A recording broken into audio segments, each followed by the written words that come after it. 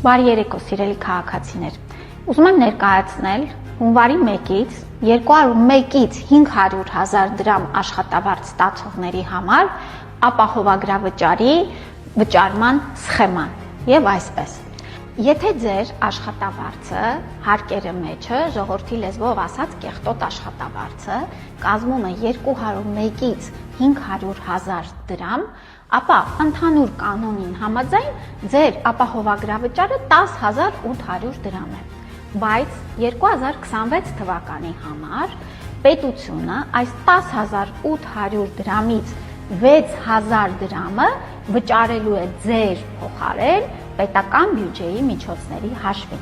10,800 դրամից հանում ենք 6,000 դրամ, ստանում ենք, որ ձեր ամսական ապահովագրավճարը կազմելու է 4,800 դրամ։ Այս 4,800 դրամը ձեր գործատուն, հարկային գործակալը պետք է վճարի առողջության ապահովագրության համար։ Բայց այստեղ էլ, տեսեք, 4,500 դրամ դուք ունեք զինապահի խնայողություն։ Հիշում ենք, որ 2026 թվականից այս սանդղակի աշխատավարձ ստացող անձանց համար զինապահի դրոշմնիշային գումարը 5,500-ից իջնում է ընդամենը 1,000 դրամ եւ մնացած այդ 4,500 դրամը ձեր գործատուն ուղղելու է առողջության ապահովագրությանը։ Տակը մնում է ընդամենը 300 դրամ։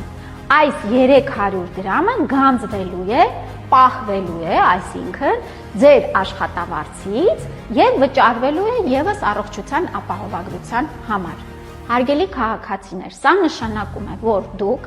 հունվար ամսին պետք է վճարեք 4,800 դրամ առողջության ապահովագրության համար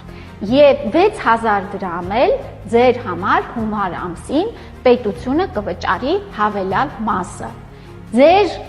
անհատական աշխատավարձից պահումը կազմելու է ընդամենը 300 դրամ։